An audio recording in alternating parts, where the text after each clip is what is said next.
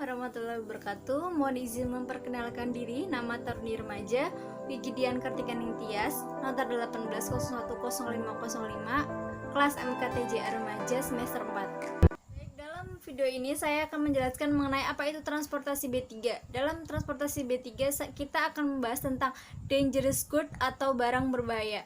Yang pertama adalah barang berbahaya atau dangerous good adalah barang-barang yang pada kondisi normal saat pengangkutan dapat melepaskan bahaya baik terhadap kesehatan, keselamatan, dan properti lingkungan kita. Bila mana pada kondisi atau konsentrasi tertentu dapat mengakibatkan kerusakan terhadap keselamatan, kesehatan, dan properti kita. Sedangkan undang-undang yang mengatur mengenai transportasi B3 adalah Undang-Undang Nomor 22 Tahun 2009 tentang LLAJ. Sedangkan peraturan pemerintah yang meliputi Kementerian Lingkungan Hidup, yang pertama adalah Peraturan Pemerintah Nomor 101 Tahun 2014 tentang pengolahan limbah dan B3. Yang kedua adalah Peraturan Pemerintah Nomor 60 Tahun 2019 tentang penyelenggaraan angkutan barang. Sedangkan dalam pengangkutan barang kita melalui dua sistem, yaitu sistem EITI yaitu udara, yang kedua IMO shipping laut, kargo umum dan khusus. Baik, yang selanjutnya adalah filosofi umum angkutan barang berbahaya. Barang berbahaya adalah barang-barang yang dapat membahayakan kesehatan kita, keselamatan kita, dan properti lingkungan kita. Dan barang berbahaya itu terdapat 9 kelas yang nama-namanya terdaftar atau terklasifikasi dalam ketentuan yang meliputi saat pengangkutan membutuhkan sangat penanganan khusus, perlu diidentifikasi atau di-packing, di-masking label, dibuat dokumen, dan ditangani secara besar. Baik, barang-barang yang termasuk dalam barang-barang berbahaya yaitu tidak boleh diangkut kecuali memenuhi ketentuan yang berlaku. Aturannya mana? Aturan literatur nasional adalah dalam GHS atau UN Regulation Model atau Basel Convention Regulation Model. Sedangkan Indonesia adalah keputusan Presiden nomor 21 tahun 2003 yang termasuk dalam ADR 9 bab ADR. Baik, pada kali ini yaitu saya akan membahas General Provision Chapter 1 yaitu Scope and Applicability, yaitu struktur, skop, pembebasan untuk beberapa barang atau exemption.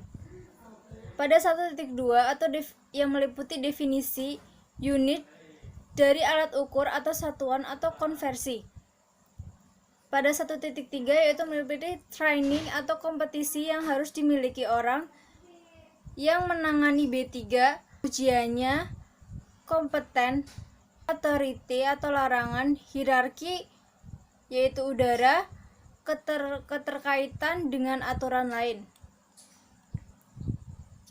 Istilah dalam pengangkutan barang berbahaya yang pertama adalah autogenation point, yaitu titik nyala, suhu yang harus dicapai suatu zat tersebut. Yang kedua adalah boiling point atau titik didih. Yang ketiga ada explosion limits atau batas ledakan. Yang keempat adalah flash point atau titik nyala, belum tentu auto ignition. Yang kelima adalah Goisis Internedis Container, yaitu kemasan barang berbahaya, ada syarat internasional EITI atau IMO. Baik, pada kesempatan ini saya akan menjelaskan tentang bab 2 yang meliputi klasifikasi barang berbahaya bagian pertama. B3 merupakan bagian dangerous good. Resiko, batasan, dan reklasifikasi bahan B3 sesuai aturan dalam 9 kelas. Sedangkan pada topik 2 kita akan membahas sistem klasifikasi ADR, yaitu bahan yang membahayakan kesehatan, keselamatan, lingkungan, dan properti yang terdaftar atau terklasifikasi dalam ADR atau UN List Dangerous Good. Kemampuan ahli B3 saat membedakan bahan berbahaya atau tidak, yaitu dengan cara cek definisi atau klasifikasi barang berbahaya pada 9 kelas dan batasan tiap kelas. Sedang pada ADR volume 1 part 2 kita akan membahas tentang klasifikasi kelas bahan berbahaya. Pada kelas 1 kita akan membahas tentang bahan dan zat peledak, explosive, sub, dan artist class. Pada kelas kedua kita akan membahas tentang gas. Pada kelas ketiga kita akan membahas tentang cairan mudah terbakar. Pada kelas 4.1 padatan mudah terbakar, barang yang dapat bereaksi dengan sendirinya, polimerisasi, pemadatan untuk peledak atau biasa. Pada kelas 4.2 yaitu bahan yang menyala spontan. Sedangkan pada kelas 4.3 zat yang jika bereaksi dengan air atau gas mudah terbakar. Sedangkan pada kelas 5.1 yaitu oksidator. Kelas 5.2 yaitu peroksida organik atau zat racun. Pada kelas 6.1 yaitu zat racun. Pada kelas 6.2 yaitu barang yang mudah menginfeksi, sedangkan kelas 7 yaitu radioaktif material. Pada kelas 8 zat korosif, kelas 9 barang berbahaya lainnya. Kelas yaitu mengelompokkan berdasarkan sifat dan karakteristik bahaya. Dan selanjutnya kita akan membahas tentang packing group. Part 2 Capture 2 1.1.3 halaman 47 menentukan tingkat bahaya tidak mudah, yaitu kelas 3, 4, 5.1, 6.1 dan kelas 8 plus beberapa kelas 9. Pada topik 3 kita akan membahas tentang explosive substance.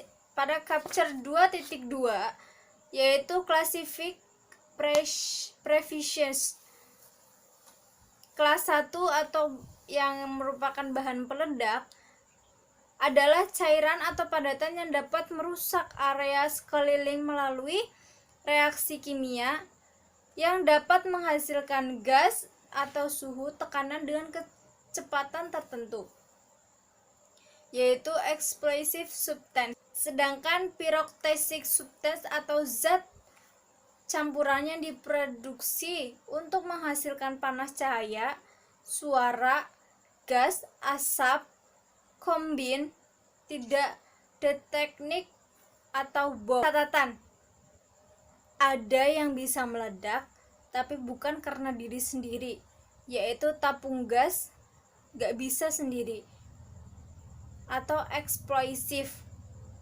Ada yang digunakan sebagai campuran zat menstabilkan biar nggak gampang meledak. Yang ketiga adalah explosive articles, yaitu bahan yang mengandung satu atau lebih zat bahan peledak atau piroteknik dengan tekanan dan suhu normal bisa meledak dengan sendirinya atau merusak area sekitar yang merupakan kelas 1.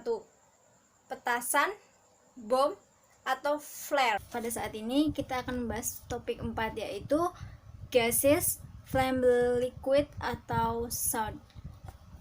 Sedangkan pada kelas 2, gas yang sudah dimasukkan ke dalam tabung dengan tekanan lebih dari 300 kPa pada suhu 50 derajat Celcius berbentuk gas secara keseluruhan pada suhu 20 derajat Celcius dan 101 atau 3 kg per Pascal, yaitu merupakan tekanan standar. Golongan kelas 2 yaitu merupakan golongan A, asphyxian atau gas yang bisa merubah konsentrasi oksigen sehingga orang kesulitan bernafas. Atau golongan O yaitu oxidizing, yaitu gas yang bisa membuat atau sebagai oksidator. Yang ketiga adalah golongan F yaitu flammable, yaitu mudah terbakar. golongan T atau toksik yaitu beracun, golongan TV yaitu B plus MT. Sedangkan golongan TC atau toksis korosif, golongan TO atau toxic oxidizing, golongan TFC atau toxic flammable corrosive atau TOC. Itu berada pada 2.2.2.1.3. Aturan lain yaitu pada kelas 2.1, kelas 2.2, kelas 2.3. Pada kelas 2.1 yaitu bahan mudah terbakar. Pada kelas 2.2 yaitu tidak mudah terbakar dan tidak beracun. Sedangkan pada kelas 2.3 yaitu bahan beracun. Aturan ini merupakan aturan bahan berbahaya yang dapat dikirim melalui penerbang dan laut atau TIO. Sedangkan kelas 3 yaitu flammable liquid atau cairan, yaitu dalam suhu dan tekanan normal berbentuk cair. Flash point tidak boleh lebih dari 60 derajat Celcius atau kurang dari 60 derajat Celcius. Suhu ketika cairan menghasilkan uap yang mudah terbakar. Sedangkan pada 2.2.3.1.2 dijelaskan bahwa kelas 3 dibagi menjadi flammable 1, 2, 3.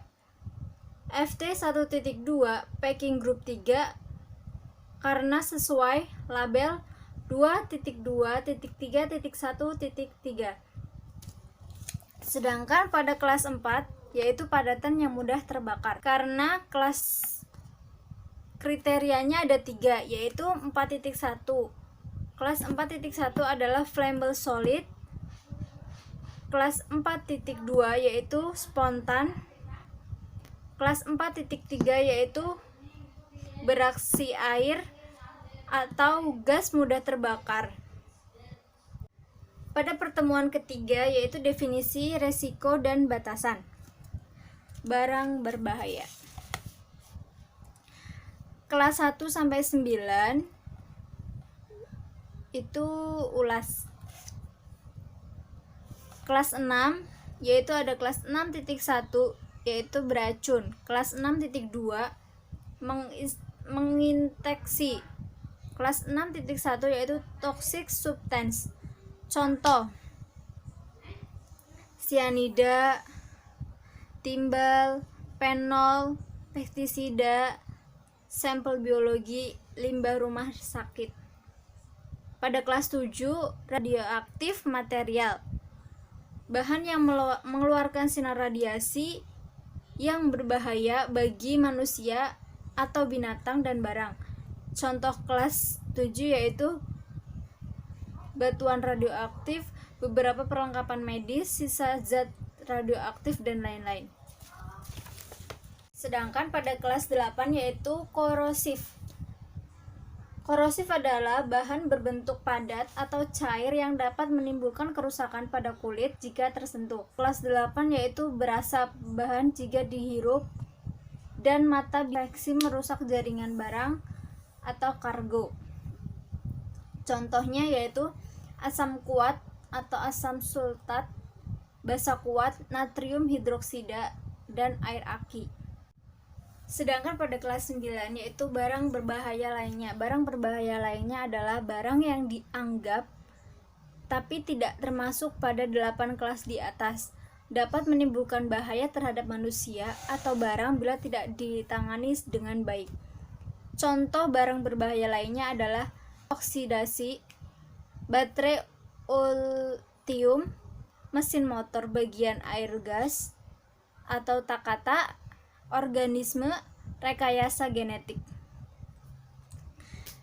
Sedangkan pada pertemuan keempat, penetapan shipping name atau klasifikasi kemasan dan penggunaan list dangerous goods. Salah satu dasarnya adalah pada Peraturan Menteri Nomor 90 Tahun 2013 tentang keselamatan pengangkutan barang berbahaya dengan pesawat udara. Ada 9 jenis. Yang pertama adalah dilarang ditangkut di pesawat udara, kecuali BB yang sesuai petunjuk teknis keselamatan pengangkutan. Sesuai petunjuk teknis, dilarang dan binatang terinfeksi setelah mendapatkan izin khusus. Syarat pengangkutannya yaitu pengemasan atau packingnya standar dengan UN number. Labeling, tanda atau marking, penanganan atau holding, pendokumentasian atau penyediaan informasi. Sedangkan syarat pengemasannya yaitu yang pertama, memiliki kualitas yang baik, menggunakan bahan dan penutup yang aman untuk mencegah kebocoran, memenuhi spesifikasi bahan dan konstruksi, dan yang terakhir adalah kemasan harus sesuai dengan isi dan tahan terhadap bahan kimia atau reaksi barang lainnya. Mengacu ke dalam ADR tentang Specification Marking Chapter 3.2. Baik, yang selanjutnya kita akan membahas topik 5. Topik 5 ini kita membahas tentang hazard kelas 5 sampai kelas 9. Pada kelas 5 yaitu reaktif atau oxidizer dan organik peroksid. Yang pertama kita akan membahas tentang oksidator. Oksidator atau reaktif terhadap oksigen. Bahan yang jika sendirian tidak akan mudah terbakar. Apabila ada kebakaran, bahan ini dapat berkontribusi lebih besar terhadap api. Sedangkan peroksida organik atau unsur-unsur yang mempunyai struktur bivalen, oksigen atau reaktif terhadap bahan kimia lain. Oksidator pada 2.2.5.1.1.1 yaitu kriterianya gak gampang tapi berkontribusi terhadap api dengan gak gampang terbakar tapi lebih mudah berkontribusi terhadap api dengan menghadirkan oksigen ke dalam api. Pembakarannya jauh lebih cepat dan api lebih panas.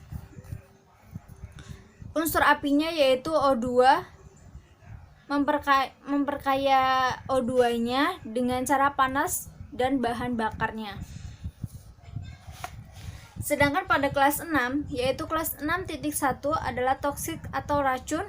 Pada kelas 6.2 yaitu mudah mengidentifikasi. Pada kelas 6.2 yaitu mudah menginfeksi. Yang pertama adalah racun atau toksik. Zat yang jika tertelan atau terhirup dan terserap kulit dapat menyebabkan kematian dengan jumlah yang sedikit. Nilai konsentrasinya yaitu kurang dari 300 ml per kilogram atau itu jika tertelan. Jika terhirup yaitu kurang dari kilogram itu jika udaranya terhirup. Dan jika terserap yaitu kurang dari 1000 ml per kilogram. Bisa dilihat pada tabel 2.2.61.1.7 atau 2.2.61.1.1. Dan demeral tox kurang dari 1000 mg per kilo jika disentuhan. Dan inhalation tox kurang dari 4 mg per kilo jika dihirup. LD50 pada 2.2.61.1.3 menyebabkan kematian pada 50% sampel dan waktu 14 hari maksimal. Lethal close beberapa mili untuk makhluk hidup per kilonya. Misal berat sampel 1 kg, maka dia akan mati pada dosis berapa? Yaitu kurang dari LD50 300 mg per kilogram menjadi berat makhluk misal 1 kg dikali 300 mg per kilogram menjadi 300 mg manusia itu 100 kg sama dengan 100 dikali 300 sama dengan 3000 mg, dan itu akan menyebabkan kematian. Selanjutnya kita akan membahas tentang packing group, yaitu pada 2.2.61.1.7 atau highly toxic, toxic, strictly toxic. Pada kelas 6.2 atau infectious substance, zat yang dicurigai mengandung patogen atau penyakit, virus, jamur, bakteri yang bisa menyebabkan sakit pada manusia. Sedangkan pada 2.2.62.1 atau exemption atau pembebasan. Contoh, dry blood spot vaksin ini virus lemah yang udah yakin gak ada mikroorganisme bersih, misal kantong darah, organ cangkok, kurang lebih sampel darah orang sakit, hewan bekas uji lab, gak yakin bersih, jarum suntik bekas diduga. Sedangkan pada kelas 7 yaitu radioaktif. Baik, sedangkan pada kelas 8 yaitu korosif, yaitu bahan yang menyebabkan karat.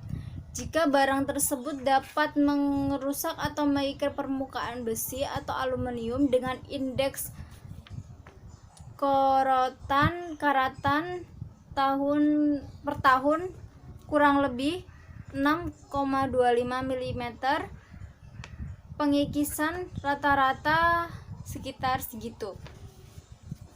Pada tabel 2.2.815.3 bahwa korosivitas nggak hanya menyebabkan karat tetapi benar-benar merusak. Selanjutnya kita akan membahas topik 6 yaitu percent hazard.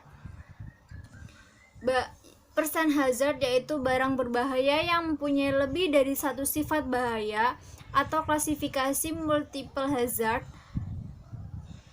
Sedangkan multiple hazard adalah barang berbahaya yang masuk ke dalam lebih dari satu kelas bahaya.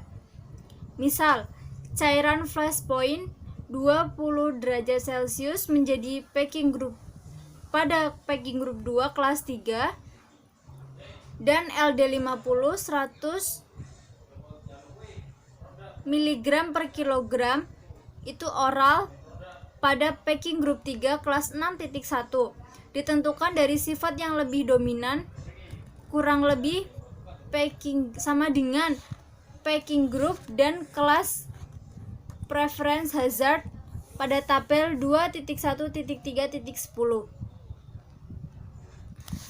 Cari perpotongan di matriks, yaitu cari kelas packing group atau kolom atau baris.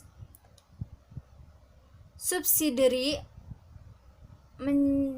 sama dengan primary hazard, dan ada perpotongan pada kelas packing group.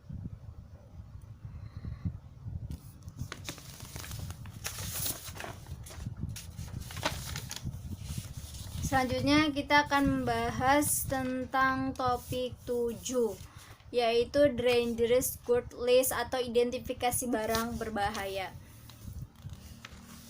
Yang pertama adalah minimal kita harus sebelum kita mengidentifikasi, kita minimal harus mengetahui bahwa UN number atau PSN kelas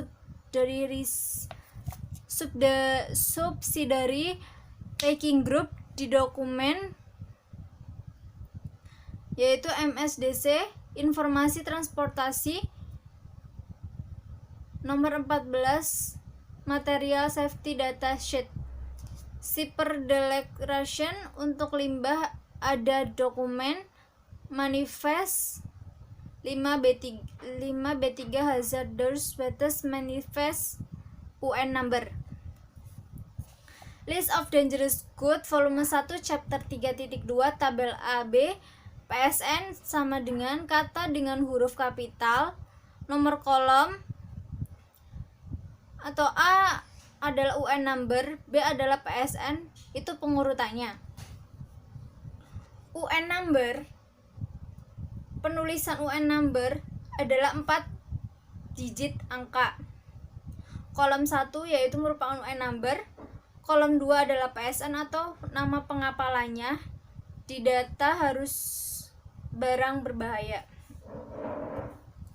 Kata dengan huruf kapital. Pada kolom 3 ada kelas untuk kelas dan kolomnya beda kelas 5 tapi dengan bahaya samping di label ada 2. Kolom 3B atau classification code. Pada kolom 4 yaitu packing group. Pada kolom kelima adalah labels atau dipasang. Pada kolom ke-6 special provisions atau ketentuan khusus, pembebasan atau pengecualian, dan pemberlakuan khusus. Sedangkan pada kolom 7A dan 7B yaitu merupakan limit dan expanded quantity. Barang bahaya dikirim tapi pengemasannya nggak pakai kemasan yang udah distandarisasi PBB, atau kemasannya adalah otorisasi atau belum limit quantity.